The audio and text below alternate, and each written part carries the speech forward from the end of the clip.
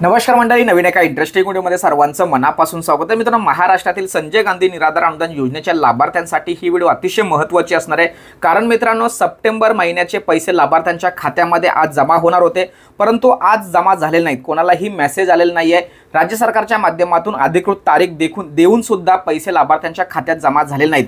अतिशय महत्त्वाची बाब तुम्हाला या ठिकाणी समजावून सांगतोय की हे पैसे तुमच्या खात्यामध्ये न येण्याचे महत्त्वाचे कारण आहे. ते कारण सुद्धा मी या ठिकाणी तुम्हाला सांगणार आहे. परंतु मित्रांनो, एक लक्षात ठेवा, आज दिवसभरात अनेक लोकांचे मेसेज फोन येत होते, मला उचलणं अशक्य होतं.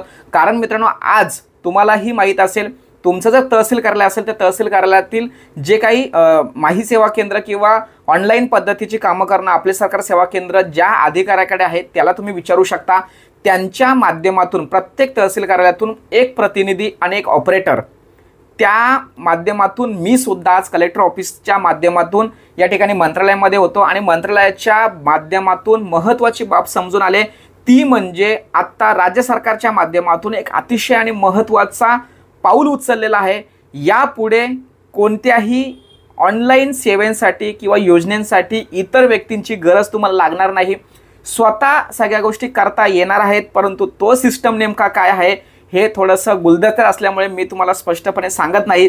उद्या किंवा परवा या संदर्भात मुख्यमंत्री, उपमुख्यमंत्री आणि आपले दोन्ही उपमुख्यमंत्री यांच्या माध्यमातून त्या विषयासंदर्भात अधिकृत घोषणा आणि जे काही सिस्टम आहे त्याचं उद्घाटन सुद्धा होणार आहे. मी आता तुम्हाला याविषयी काही सांगणार नाही, कारण त्यावरती बंधन आहेत.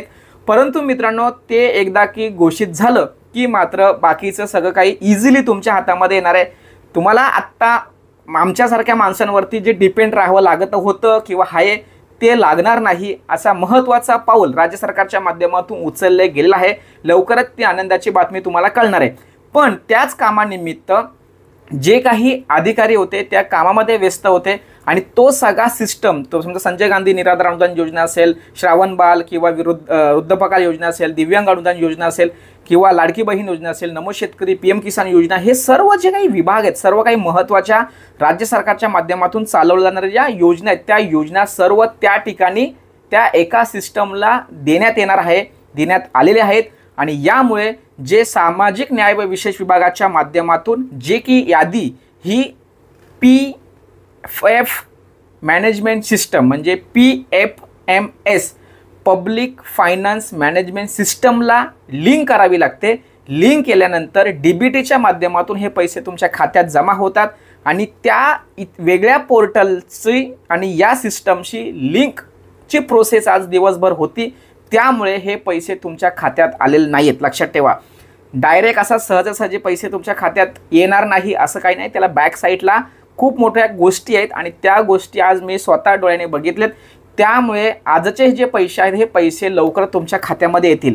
तुमच्या सर्वांच्या याद्या सामाजिक न्याय विशेष विभागाच्या माध्यमातून DBT सिस्टमला किंवा जे पब्लिक फायनान्स मॅनेजमेंट सिस्टमला आहे हे देण्यात आलेले आहेत.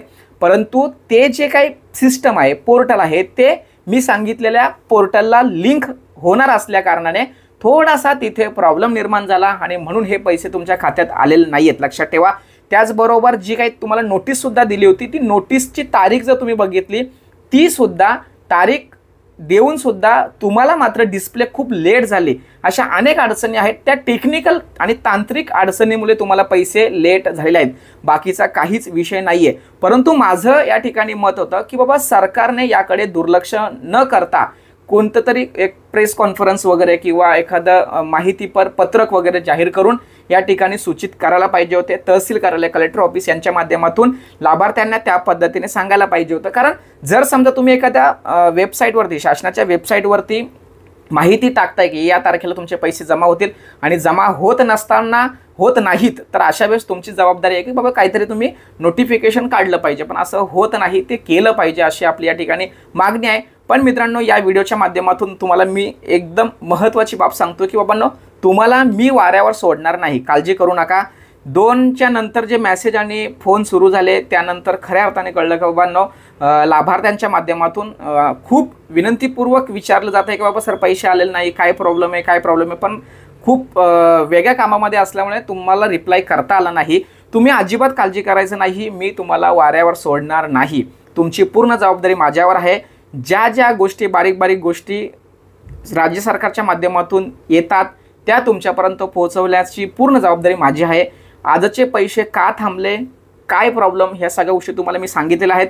परंतु एक अतिशय महत्त्वाचा घटक किंवा सिस्टम किंवा पोर्टल तुमच्यासाठी येणार आणि आल्यानंतर मात्र खूप छान होणार आहे. मधले जे दलाल लोक आहेत ना, ही सगळे बाजूला जातील आणि शासनाशी डायरेक्ट आपण टच होणार आहे. लक्षात ठेवा, अधिकाऱ्यांशी नाही, डायरेक्ट शासनाची टच होणार आहे. आता मी त्याच्यावरती नाही रिव्ह्यू नाही देत, पण जेव्हा मंत्री महोदय यांच्या माध्यमातून त्याची अधिकृत घोषणा होईल, झाल्यानंतर तो काम कशा पद्धतीने करायचं, तुम्हाला त्याचा लाभ कसा होणार आहे याविषयी डिटेलमध्ये मी व्हिडिओ बनवेल. काळजी करू नका. आजचे थांबलेले पैसे लवकरच तुमच्या खात्यामध्ये येतील. तुम्ही सांगा लवकरच, मग उद्या येतील का? एक लक्षात ठेवा, वरच्या स्तरावरती थोडासा वेगळा विषय चालू आहे. मी जेव्हा प्रत्यक्ष ज्या ठिकाणी गेल्यानंतर मलाही सुद्धा कळलं की वा हां, अरे बापरे, असं पण विषय आहे किंवा असं पण प्रॉब्लेम निर्माण झाला आहे म्हणून हा गोंधळ झाला आहे. त्यामुळे शासनाला पण मी जास्त दोष देणार नाही आहे, कारण शासनाने जे काही पुढं जे आत्ता सुरू करणार आहे त्याचा मी थोडासा एक झलक बघितल्यानंतर मला असं वाटलं की बाबा बस, माझा लाभार्थी आता जिंकला. कारण माझा लाभार्थ्याला घर बसून सर्व काही गोष्टी करता येतील. लाभार्थ्यांचं तीच मागणी होती की सर आम्हाला जाता येत नाही, तिथपर्यंत पोहोचणं अशक्य आहे, आजारी आहोत, निराधार आहोत, दिव्यांग आहोत, आम्हाला घरून काही सुविधा उपलब्ध करता येतील का, अशा अनेक गोष्टी आहेत. मी आता त्या गोष्टी डायरेक्ट तुम्हाला नाही सांगणार, पण जेव्हा अधिकृतपणे येईल त्याविषयी अधिकृतपणे माहिती व्यवस्थित तुमच्यापर्यंत पोहोचवेल आणि त्या सिस्टमचा भाग तुम्हाला कसा होता येईल यासाठी मी शेवटपर्यंत प्रयत्न करेल. म्हणजे मलाही बरं वाटेल, मीही मोकळा होईल, कारण माझा लाभार्थी खुश झाला, सुखी झाला म्हणजे आपण जिंकला असं मला वैयक्तिक वाटतं.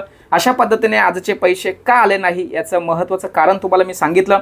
भेटूया पुढील व्हिडिओसह. तोपर्यंत धन्यवाद. जय हिंद, जय महाराष्ट्र.